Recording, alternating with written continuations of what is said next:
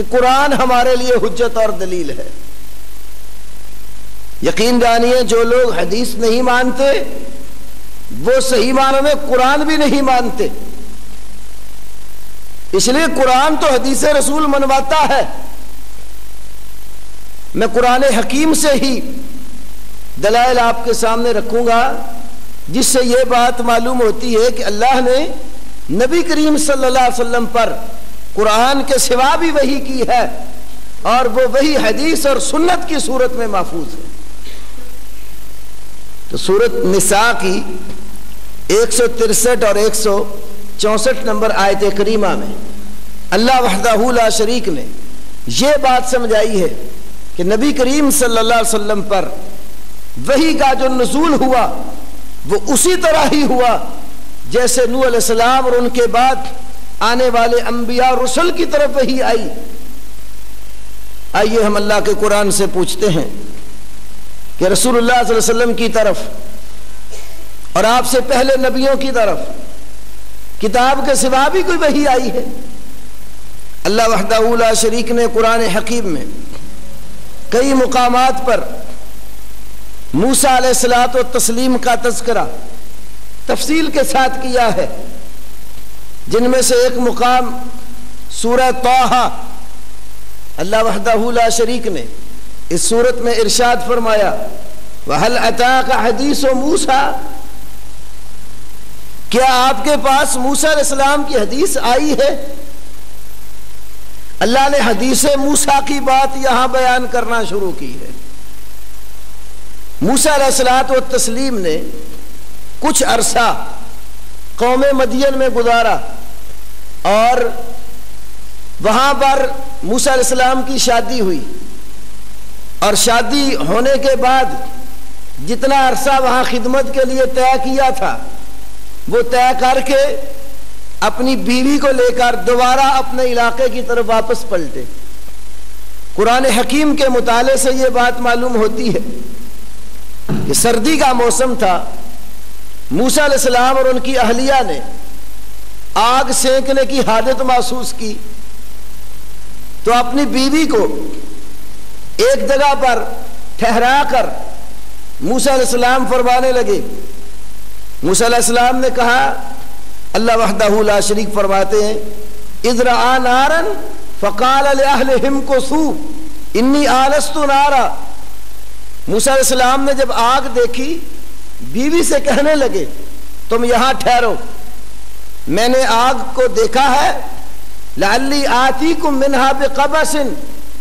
میں امید کرتا ہوں کہ تمہارے پاس اس آگ میں سے کوئی چنگاری لے کے آ جاؤں، او اجد علی النار ہدا، یا میں آگ پر کوئی رہنمائی پالوں۔ اب بیوی کو ایک جگہ ٹھہرا دیا، اب آگ لینے کے لیے موسیٰ علیہ الصلوۃ والتسلیم نکلے اور وادی طوا کی طرف آ گئے، تو وہاں پر اللہ وحدہ لا شریک نے موسیٰ علیہ السلام سے کلام فرمایا۔ ارشاد باری تعالی ہے فلما اتاها نودی یا موسیٰ انی انا ربک فاخلع علیک انک بالوادی المقدس طویٰ، آواز دی گئی اے موسیٰ انی انا ربک، یقیناً میں تیرا رب ہوں، فاخلع علیک، آپ اپنے دونوں جوتوں کو اتار دیں، انک بالوادی المقدس طویٰ، یقیناً آپ پاک وادی طوا کے اوپر ہیں۔ اب موسیٰ علیہ الصلوۃ والتسلیم سے اللہ نے کلام کرتے ہوئے فرمایا وَأَنَا اخْتَرْتُكَ فَاسْتَمِعْ لِمَا يُوحَىٰ، فرمایا وَأَنَا اخْتَرْتُكَ، اور میں نے تجھے چن لیا ہے، فَاسْتَمِعْ لِمَا يُوحَىٰ، جو چیز وحی کی جا رہی ہے اس کو غور سے سن۔ اب موسیٰ علیہ السلام کی طرف وحی شروع ہو گئی، فَاسْتَمِعْ لِمَا يُوحَىٰ، جو چیز وحی کی جا رہی ہے اس کو کان لگا کر دھیان سے توجہ سے غور سے سنو۔ کیا وحی کی؟ اننی انا اللہ لا الہ الا انا فاعبدنی، یقیناً میں اللہ ہوں، میرے سوا کوئی الہ نہیں ہے، معبود برحق کوئی نہیں ہے، فاعبدنی، تم میری عبادت کرو، واقم الصلاۃ لذکری، اور میرے ذکر کے لیے نماز قائم کیجئے، ان الساعۃ آتیۃ، یقیناً قیامت آنے والی ہے۔ موسیٰ علیہ السلام کو اللہ تعالیٰ نے وحی میں کچھ احکامات صادر فرما دیے، وحی کی اپنا تعارف کروایا، اپنی الوہیت اور ربوبیت منوائی، اور موسیٰ علیہ السلام کو اپنی عبادت کا حکم دیا، نماز کے قیام کا حکم دیا، نماز کے قیام کا مقصد بھی بتا دیا، اور وہ دن جس دن ان اعمال اور عبادات کا اللہ کو حساب دینا ہے تو قیامت کے وقوع کا بھی بتا دیا کہ وہ ضرور آ کر رہے گی۔ یہ وحی دے کر موسیٰ علیہ السلام کو اللہ وحدہ لا شریک نے فرمایا اذهب الى فرعون انه طغى، فرعون کی طرف جاؤ، یقیناً وہ بڑا سرکش ہے۔ اب وہی ہوئی، حکم ہو گیا، یہ وہی لے جاؤ، دعوت پیغام لے کر فرعون کے پاس جا کر اس کو سمجھاؤ۔ موسیٰ علیہ الصلوۃ والتسلیم نے اللہ وحدہ لا شریک سے پھر دعا مانگی، ایک تو اپنے لیے، رب اشرح لی صدری، میرے پروردگار میرا سینہ کھول دے، یہ رب اشرح لی صدری والی دعا مانگی، اور ساتھ اللہ سے اپنے بھائی ہارون علیہ السلام کو بھی مانگ لیا کہ میرا مددگار، میرا وزیر میرے بھائی ہارون کو بنا دے۔ اللہ نے دعا قبول فرما لی، اور ہارون علیہ الصلوۃ والتسلیم کو بھی موسیٰ علیہ السلام کا مددگار بنا دیا، اور فرمایا اب تم دونوں جاؤ، اذهبا الى فرعون، پہلے فرمایا تھا اذهب، موسیٰ تم اکیلے جاؤ، جب بھائی کو ساتھ مانگا دعا قبول ہو گئی، فرمایا اذهبا الى فرعون، تم دونوں بھائی فرعون کی طرف جاؤ اور جا کر اس کو دعوت دو،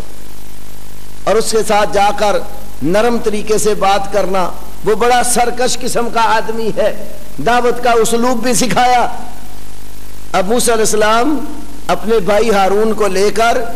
فرعون کے پاس گئے، اس کو دعوت دیتے رہے، کافی عرصہ فرعون کو دعوت دی۔ پھر ایک وقت آیا موسیٰ علیہ الصلوۃ والتسلیم بنی اسرائیل کو اللہ کے حکم کے مطابق رات کے وقت لے کر وہاں سے مہاجر ہو کر نکل پڑے، اور جدھر جا رہے تھے قوم کو لے کر، آگے دریا تھا، پانی تھا، فرعون اور اس کے لشکر کو بھی علم ہو گیا کہ موسیٰ علیہ السلام بنی اسرائیل کو لے کر رات کی تاریکی میں چلے گئے ہیں، اس نے بھی پیچھا کیا۔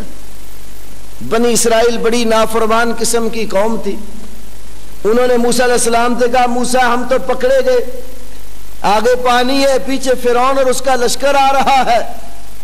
آگے جاتے ہیں تو پانی میں ڈوبتے ہیں، پیچھے جاتے ہیں فرعون اور اس کا لشکر چڑھائی کر رہا ہے، انا لمدرکون۔ اللہ تعالیٰ نے موسیٰ علیہ الصلوۃ والتسلیم کے ہاتھ پر وہاں بھی ایک معجزہ رونما فرمایا، پانی کے اندر بنی اسرائیل کو نکالنے کے لیے اللہ نے ایک راستہ پیدا کر دیا۔ موسیٰ علیہ السلام اپنی قوم کو لے کر اس راستے سے گزر گئے، دریا عبور کر گئے۔ فرعون اور اس کا لشکر جب وہاں پہنچا، اس نے دیکھا پانی میں راستہ بنا ہوا ہے، بنی اسرائیل اس راستے سے دریا عبور کر گئے ہیں، وہ بھی اپنا لاؤ لشکر لے کر اس راستے پر چل پڑا۔ جب وہ اپنے لاؤ لشکر سمیت اس راہ پہ چلا، سارے اس راستے کے اوپر آ گئے، اللہ وحدہ لا شریک نے پانی کو جاری کر دیا، فرعون اور اس کے ماننے والے اس پانی کے اندر غرق ہو کر مر گئے۔ موسیٰ علیہ السلام اس کے بعد پھر میدان تی میں کافی عرصہ رہے، وہاں اپنے بھائی ہارون علیہ السلام کی ڈیوٹی لگائی کہ تم اس قوم کو سمجھاؤ، اور خود تورات لینے کے لیے موسیٰ علیہ السلام چلے گئے۔ بعد میں پھر سامری نے جو اپنا کردار دکھایا، اللہ نے اس کا تذکرہ بھی فرمایا۔ میں نے یہ اختصار کے ساتھ جو واقعہ عرض کیا، اس میں دو باتیں سمجھانا چاہتا ہوں۔ ایک بات تو یہ ہے، فرعون ڈوبا ہے تورات کے نزول سے پہلے، تورات فرعون کے ہوتے ہوئے نازل نہیں ہوئی، اس بات کا تذکرہ اللہ نے سورۃ اعراف کے اندر بھی کیا ہے 145 نمبر